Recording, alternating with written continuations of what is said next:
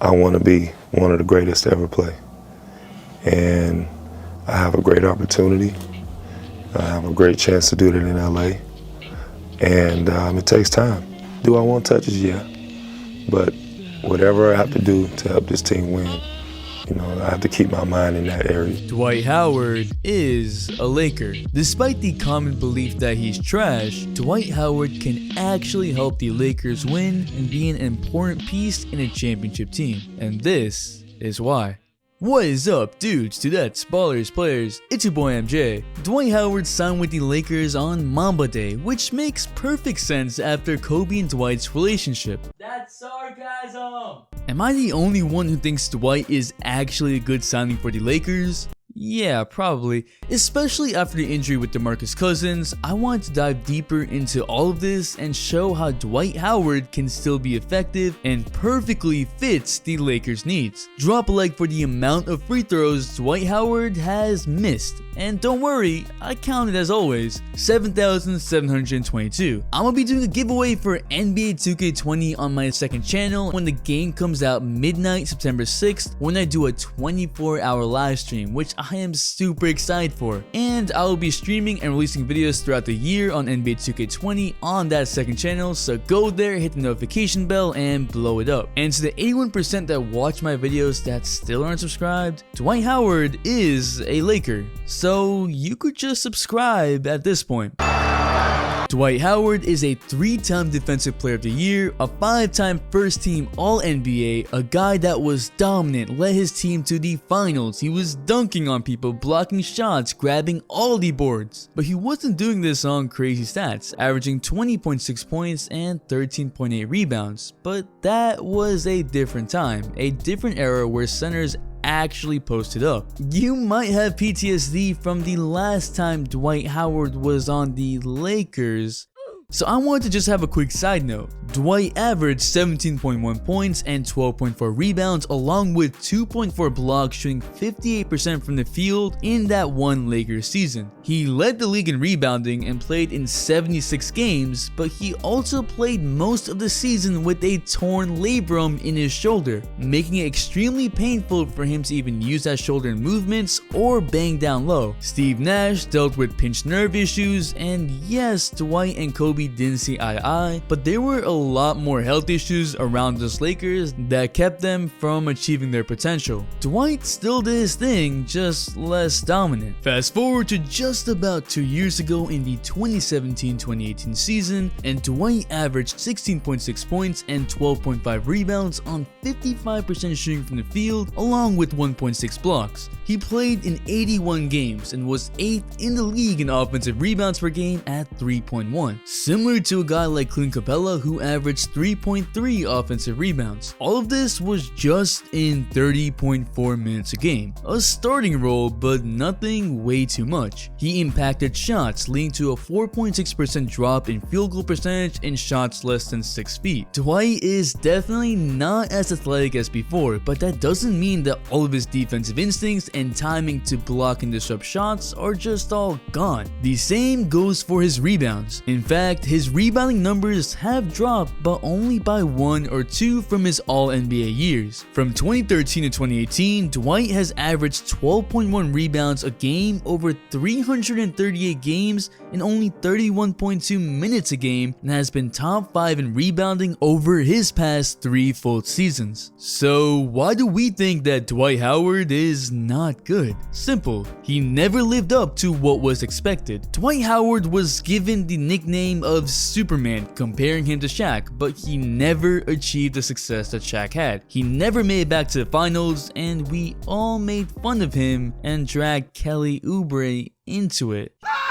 He went to low market teams like Atlanta and the Hornets, so we kind of forgot about him until the whole incident. Now that he's on the Lakers, what does he bring that's so special? As I already mentioned, Dwight is a great rebounder, still one of the best in the league. That means the Lakers don't have to heavily rely on Anthony Davis to bang down low for rebounds. Kuzma isn't a good rebounder as well, so instead, Dwight Howard would fill that role, which helps AD play more of his natural position at the 4 floor and also avoid more injuries. The Lakers don't compromise here. In fact, Dwight Howard has actually averaged more rebounds than DeMarcus has in the same 6-year stretch in about 31 minutes a game. What I haven't talked about specifically are his pick and rolls. Dwight Howard has been an amazing pick setter. I haven't been talking about his 9 games on the Wizards, but let's talk about it. Dwight Howard was used as a very versatile pick setter. B-Ball Breakdown did a great job breaking down how Dwight Howard was effective in the pick and roll. What separates Dwight from many other centers is really his quickness paired up with his strength at the center spot. As you can see, Dwight can set mean screens that holds up the defense, but more importantly than that, Dwight has good foot speed and acceleration. He's great at readjusting the pick as needed. Guys like Rondo and LeBron are playmakers that snake their way using the pick to survey the floor and then find the opening, either for themselves or for others. Howard has proven to continuously move his feet after the defender goes to his pick. This movement confuses defenses, and with Howard's acceleration to the rim and good roll angles, LeBron and Rondo will have a lot of passing lanes to find Dwight deep in the paint, either for a lob or for a layup. Yes, Dwight isn't as athletic as before, but as a guy shooting 55% from the field, he's a better finisher than most. LeBron gets another pick and roll option with a guy who can match LeBron's pace when LeBron speeds up or slows down. Howard can also take some of that defensive attention off LeBron when he rolls, giving LeBron more space to possibly pull up from 3. While LeBron ran 7.5 pick and roll possessions per game, he only got 0.98 points per possession, which isn't terrible, but isn't that great. But with options like Dwight Howard and Anthony Davis, more possibilities open up, especially some double screen action with Davis flaring out to the high elbow area and Howard rolling to the rim. Davis is the spacer, LeBron is the attacker, and Howard is the roller, leading to a lot of variations. Dwight does have the tendency to try to sit in the low post, but if the Lakers run a more high pick and roll offense, Dwight won't necessarily be positioned at the low post. This will help spacing as Dwight is making cuts to the rim from the perimeter and not just standing and waiting for the ball. He can't really space out the floor any other way. Remember when he said he was going to be like Kevin Durant?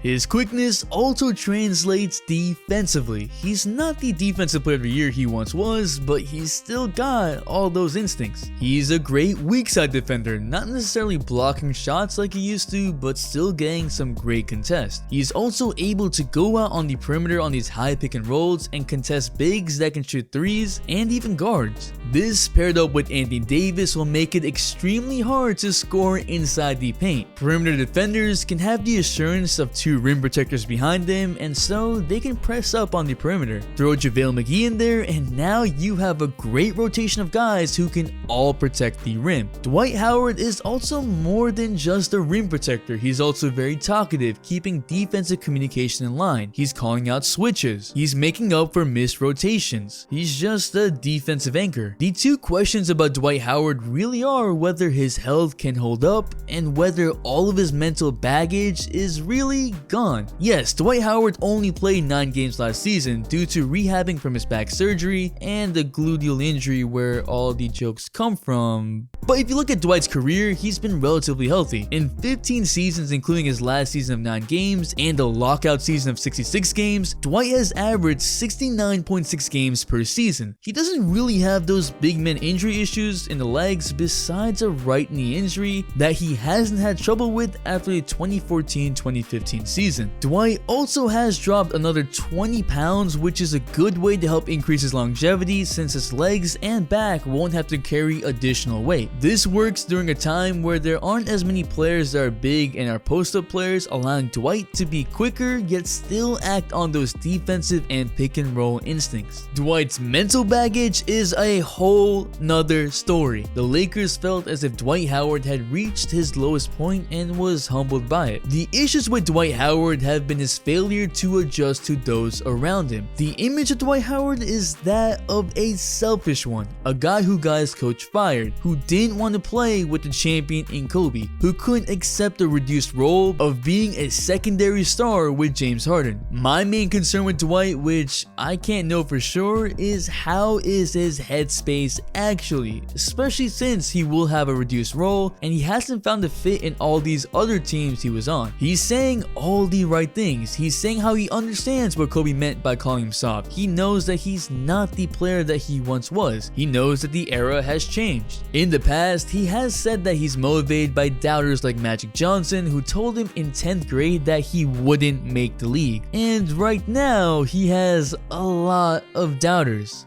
A lot. He's now been on 5 teams in 5 years? How do you defend that? The Lakers also signed Dwight to what is called a summer contract. None of his money is guaranteed and he earns $14,490 for every day he is on the roster. Howard left a couple $1 million of guaranteed money on the table to join the Lakers. That should be plenty incentive to go out and ball. And for what he brings to the table, elite rebounding, rim protecting, and pick and rolls, that makes Dwight Howard one of the most effective role player centers in the league that can easily help the Lakers. The question is, will Dwight Howard be there mentally? And I believe he will. But what do you think? How will Dwight Howard play? Will he be on the roster at the end of the season? Drop a like if you like dunks. Yeah, dunks. I'm super excited about NBA 2K20 and my team. I always spent countless hours, days, weeks, months into 2K every year,